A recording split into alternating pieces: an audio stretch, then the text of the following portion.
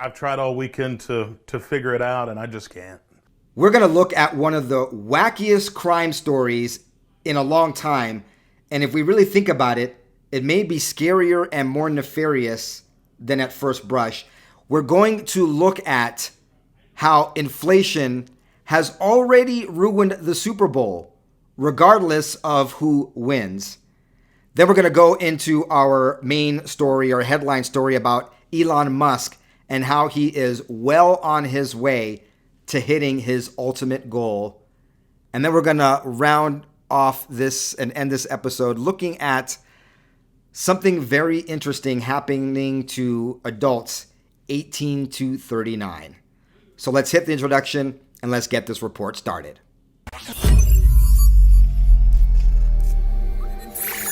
All right, welcome to today's report. I am James, the retired banker. This is a crazy crime. Radio station baffled after 200-foot radio tower disappears without a trace, and the manager saying, "Now I've seen it all." Tried all weekend to figure it out, and I just can't. A radio station is on standby after thieves stole a 200-foot radio tower in Alabama. No one's sure how the ambitious bandits made off with the heavy steel structure. WJLX station manager Brett Elmore told WBRC, "I tried all weekend to figure it out and I just can't. I have been in the radio business. I've been around it all my life and then in it professionally for 26 years. And I can say I have never seen anything like this. I can say I've seen it all now." Now, he learned of the theft on Friday when a landscaping crew went to the rural tower site to maintain the property, but there wasn't much left to maintain. When he arrived, he called me Friday and said, "The tower is gone," the station manager explained. I said, "What do you mean the tower is gone?" "Are you sure you're at the right place?" he said. "The tower is gone. There is wires everywhere, and it is gone." So then he put it out on Facebook. "This is going to get out eventually, so I might as well make it public before it does. I've heard of thieves in this area stealing anything, but this one takes the cake. This morning, my brush hog crew went down to a tower site we have behind Mark Jack to do an early cleanup of the property before we did some work down there. When he arrived, he called me and notified me that not only was my building vandalized, but my 200-foot tower was gone. They stole every piece of equipment out of the building, cut the wires to the tower, and somehow managed to down a 200-foot tower and take it from the property. Jasper Police is investigating, and hopefully they will find out who did it. It is a federal crime to tamper with a federally licensed facility. If you have any information, please call the Jasper Police Department. Thieves dismantled the tower by cutting the wires that secured it and also stole other equipment from the property, Elmore said. He said the radio station will work to rebuild the tower, but he wants the thieves to know loud and clear that he will work with investigators to find out who committed the puzzling federal crime. This really hurts a small operation like this, but like I said, I believe he will find out who did this. It is a federal crime and absolutely will not be worth it to them. If caught, the suspects could face a fine of up to 10 years in prison.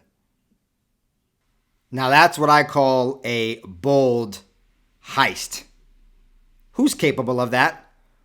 Well, let's look at some factors happening right now. We have a porous southern border with organized crime cartels coming through. Mexican cartels and MS-13 from Central America. But even scarier than that, what if these were Chinese operatives? We know that the Chinese have been playing cyber warfare and had been looking at ways to take down our infrastructure. What if this is just a practice run of how they can take down a tower and no one know about it? They start off with a little small AM tower, and then they move on to taking down our actual power structure as part of their warfare against us.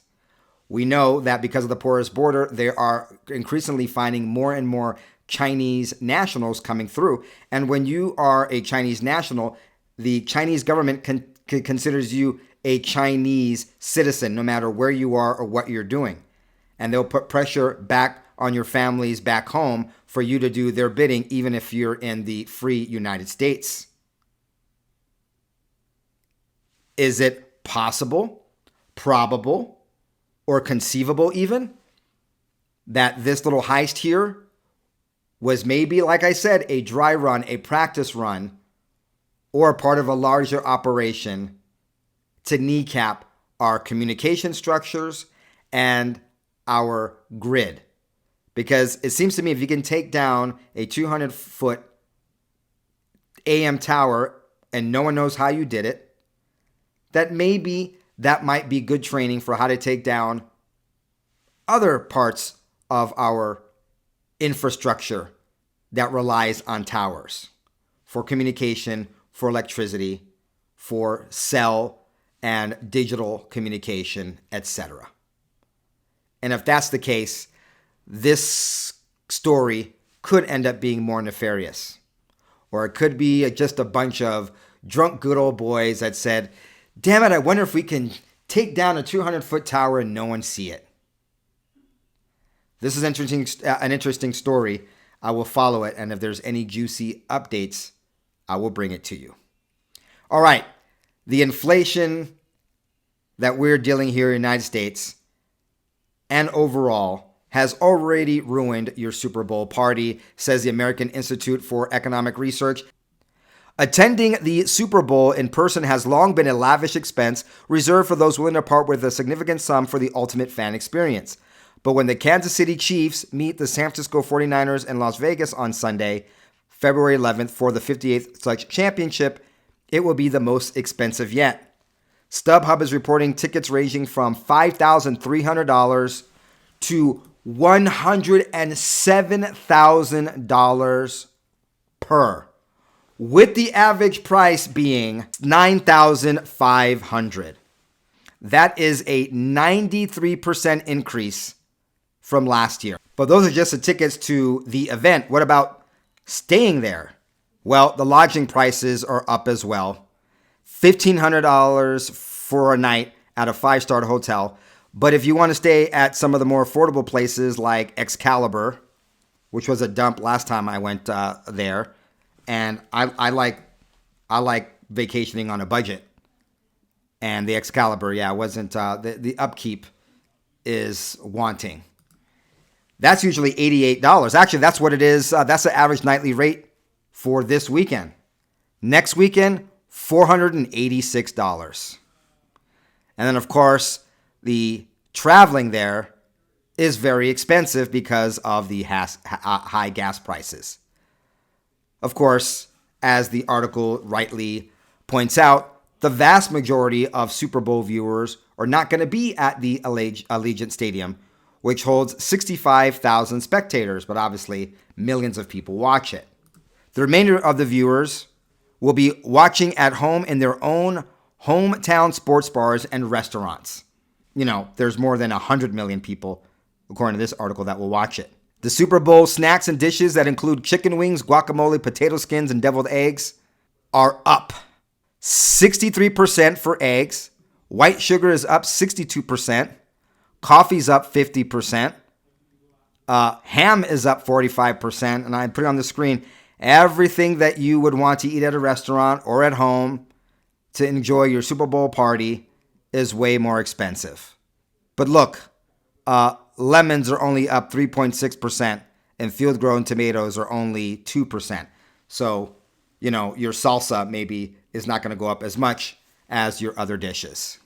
The point being that if you look at everything that has happened over the last 3 years and the high inflation, if you think about it, it can ruin anything and everything, including the Super Bowl. Now, speaking of everything, let's talk about Elon Musk and how his plan is all coming together for him.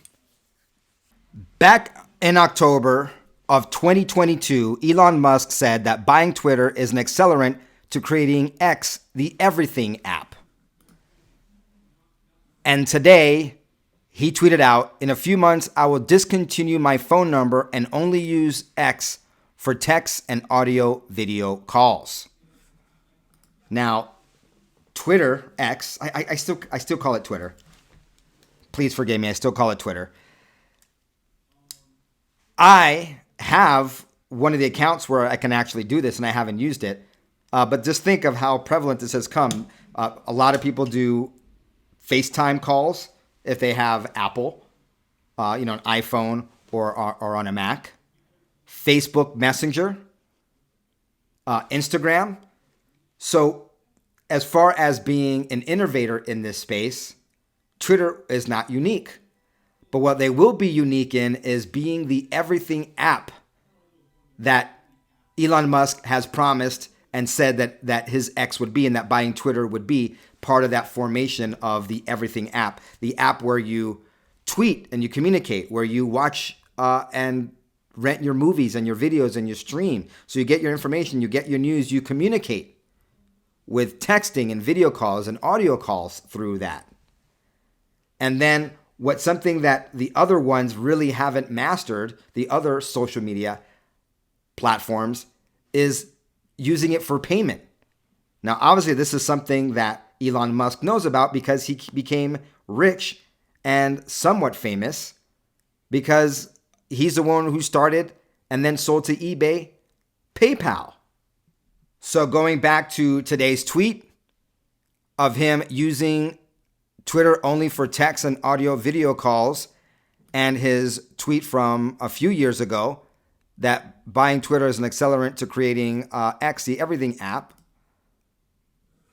This feature was rolled out late last year where you can make audio and video calls. The CEO, Linda Yaccarino, in October had tweeted out, how it looks. Looks very similar to every other audio video call app out there. Twitter's feature to make calls is exclusive to premium subscribers. Nonetheless, these subscribers, charge $8 per month, can call any user on Twitter, provided the user has previously sent them at least one direct message. If Musk gives up his phone number, a major question remains on how the billionaire will deal with the two-factor authentication that some apps and services require. Here's how some users responded to Musk's post. Won't need a phone number to be linked on our Twitter account? Just made my first phone call here from Indonesia, and it was perfect. So yeah, like usually you need to have some kind of authentication using your phone number to do that. So these are legitimate tech concerns, which I'm sure will be worked out. A guy doesn't build a company that revolutionizes, whether you agree with it or not, electric vehicles, and also has a company that is sending people up to the space station and putting satellites in orbit. And the same guy who reportedly his company just put the first neuro chip into someone's head. Boy, is that scary. I think he can figure out something like two-step authentication for those that don't have a phone. So besides these concerns, there'll be other challenges which Elon Musk is sure to solve or have his engineers solve. Powered by Starlink was the thought and reply to this tweet that says, then you need to create the X phone. That's one way to do it, or one way to roll out more users. If you have them on the X phone and they're in the X ecosystem, it worked for Apple. It could possibly work for Twitter. And this is from a few days ago. He's letting us know that he is getting closer to the Everything app.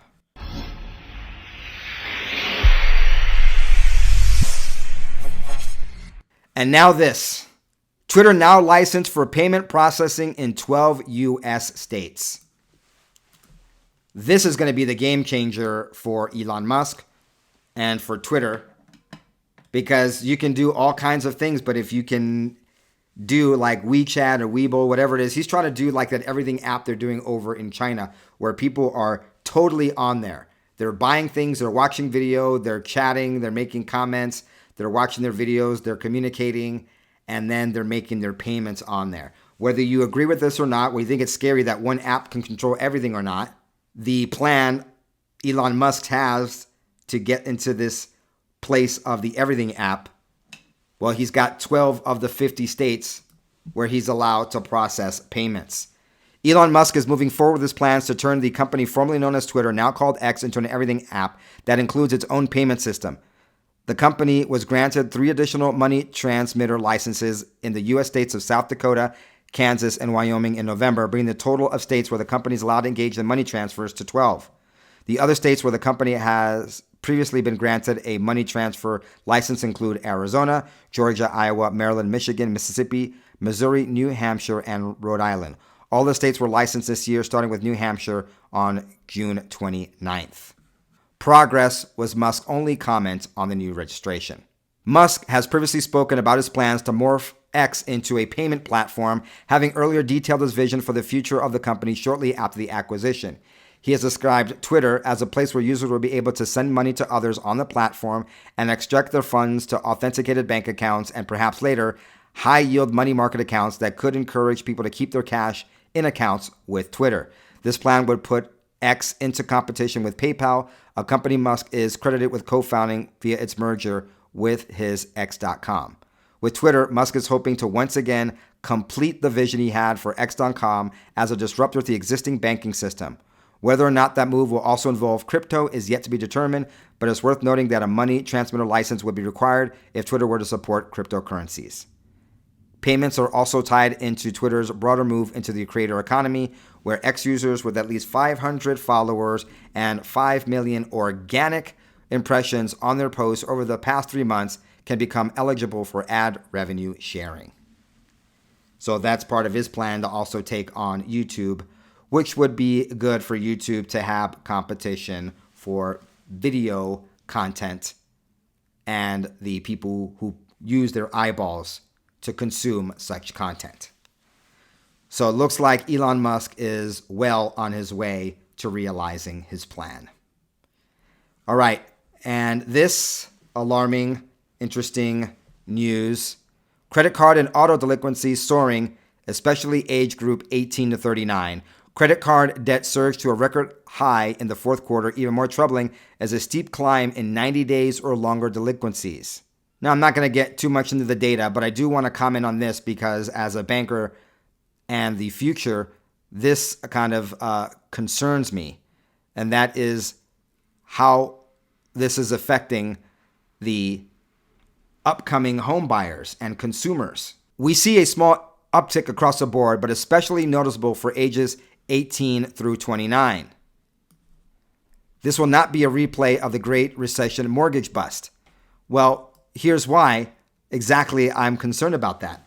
Because if these people lovingly are younger brothers and sisters under the age 30 are already having problems with credit card debt, and interest rates are increasing and home prices are increasing, it's going to be even tougher for this demographic to be homeowners.